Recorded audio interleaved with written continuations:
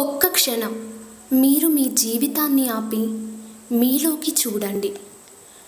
మీరు మీరే అనిపించే ప్రతి జ్ఞాపకం, మీరు నవ్విన క్షణాలు, మీరు ఏడ్చిన రాత్రులు, మీరు ప్రేమించిన వాళ్ళు, ఇవన్నీ ఒక్కసారిగా మాయమైతే మీరు ఇంకా మీరుగానే ఉంటారా? లేదా కేవలం శరీరం మాత్రమే మిగులుతుందా? ఇది అలెగ్జాండర్ కథ. అతను ఒకప్పుడు సాధారణ మనిషే. నవ్వేవాడు, కలలు కనేవాడు, బహుశా ఎవరో ఒకరిని ప్రేమించి కూడా ఉండవచ్చు. కానీ ఒకరోజు యుద్ధం అతని జీవితంలోకి వచ్చింది. ఒక్క క్షణం, ఒక పెద్ద శబ్దం, ఒక మందుపాతర పేలుడు. అది అతని శరీరాన్ని మాత్రమే కాదు, అతని అస్తిత్వాన్ని ముక్కలు చేసింది. 11 సంవత్సరాలు అతను ఒక గదిలో బందీ అయ్యాడు. గది పెద్దది కాదు, చిన్నది కాదు. కానీ ఆ గదిలో సమయం మాత్రం ఆగిపోయింది. ప్రతి ఉదయం అదే గోడలు, ప్రతి సాయంత్రం అదే నిశ్శబ్దం. బయట ప్రపంచం ఎలా ఉందో, జనం ఎలా నవ్వుతారో, ఆకాశం ఎంత నీలంలో ఉంటుందో అతను మర్చిపోయాడు. కానీ అతను మర్చిపోలేని ఒక భావన మాత్రం ఉంది. నేను పూర్తిగా లేను. అతనికి ఏం కోల్పోయానో తెలియదు, కానీ ఏదో చాలా ముఖ్యమైనది తనలో లేదు అని అతనికి స్పష్టంగా అనిపించేది. అది ఒక జ్ఞాపకం కావచ్చు, ఒక కల కావచ్చు, లేదా అతను ఎవరో అన్న అసలు గుర్తింపే కావచ్చు. ఒకరోజు డాక్టర్లు అతని దగ్గరకు వచ్చారు.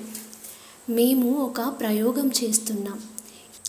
ఇది కొత్తది, ప్రమాదకరం, కానీ ఇది నీకు సహాయం చేయొచ్చు. అతను కాసేపు మౌనంగా ఉన్నాడు. అతని కళ్ళల్లో భయం లేదు, ఆశ కూడా లేదు, కేవలం ఖాళీ. తర్వాత నెమ్మదిగా ఇలా అన్నాడు, నేను ఇక్కడ ఇక ఉండలేను. ఇది ఒక నిర్ణయం కాదు, ఒక అరుపు. వాహనం కదలడం మొదలయ్యింది. 11 సంవత్సరాల తర్వాత అలెగ్జాండర్ మొదటిసారి బయట ప్రపంచాన్ని చూస్తున్నాడు. రోడ్లు, జనం, పిల్లలు ఆడుకుంటున్నారు. అతని కళ్ళల్లో ఆశ్చర్యం, పిల్లల లాంటి అమాయకత్వం. అప్పుడు అతను డాక్టర్ని ఒక ప్రశ్న అడిగాడు. డాక్టర్, వాళ్ళు ఎందుకు ఆ పైనున్న డాబా మించి దూకడం లేదు? డాక్టర్ కొద్దిసేపు ఆలోచించాడు. తర్వాత మెల్లగా అన్నాడు, ఎందుకంటే వాళ్ళు పూర్తిగా ఉన్నారు. ఆ సమాధానం అలెగ్జాండర్ మనసులో ఎక్కడో లోతుగా దిగిపోయింది.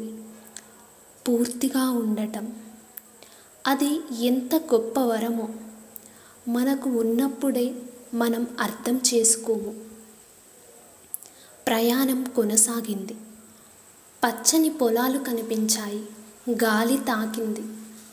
అతను కళ్ళను మూసుకుని ఆ గాలిని ఆస్వాదించాడు.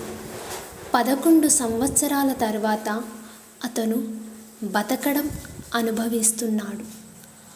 అతను అనుకున్నాడు, మనుషులు బ్రతకడానికి తింటారు కాబట్టి ఆహారం పండించడం జీవితం ఇచ్చినట్టే. ఇది చిన్న ఆలోచన కాదు, అది జీవితం మీద అతనికి కొత్త అర్థం.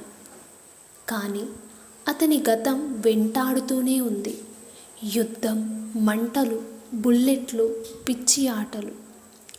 స్నేహితులు నవ్వుతున్నారు, కొంతమంది కేకలు వేస్తున్నారు. ఆటలో ఓడిపోయిన వాళ్ళు గాయాలతో లేదా ప్రాణాలు కోల్పోయి.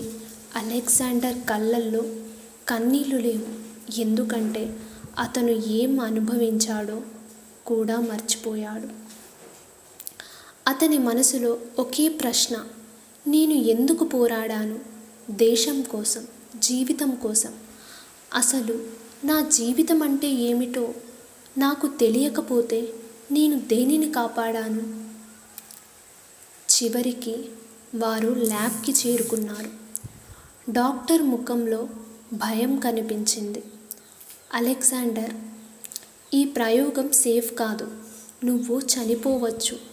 కొద్దిసేపు నిశ్శబ్దం. గాలి నెమ్మదిగా వీస్తుంది. అలెగ్జాండర్ ఆకాశం వైపు చూశాడు.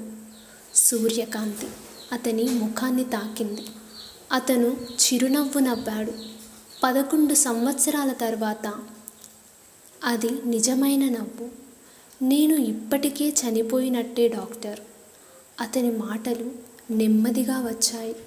ఇప్పటి వరకు నేను కేవలం శ్వాస తీసుకున్నాను, కానీ బ్రతకలేదు. ఒకవేళ ఈ ప్రయోగం నన్ను చంపితే కనీసం నేను కోల్పోయినది తిరిగి దొరకొచ్చు. అతను ముందుకు నడిచాడు. ప్రతి అడుగు ఒక నిర్ణయం, ప్రతి శ్వాస ఒక ఆశ. ఆకాశంలో ఒక గద్ద ఎగురుతుంది. ఆ గద్దలా అతను కూడా ఒక్కసారి స్వేచ్ఛగా ఎగరాలని అనుకున్నాడేమో. కథ ఇక్కడ ముగుస్తుంది. కానీ ఒక ప్రశ్న మాత్రం మిగిలిపోయింది. అలెగ్జాండర్ తనను తాను కనుగొన్నాడా? మనకు తెలియదు. కానీ అతను భయాన్ని వదిలి ఆశను ఎంచుకున్నాడు. అదే అతని విజయం. ఇప్పుడు మీ గురించి ఆలోచించండి. మీ జీవితంలో కూడా ఎప్పుడైనా ఇలా అనిపించిందా? ఏదో మిస్ అయిన ఫీలింగ్. అది ప్రేమ కావచ్చు, లేదా మీ కలలు కావచ్చు, లేదా మీరే కావచ్చు. కానీ ఆ మిస్సింగ్ ముక్క కోసం మీరు చేసే ప్రయాణమే మీ నిజమైన జీవితం. మీలో కూడా ఒక అలెగ్జాండర్ ఉన్నాడా?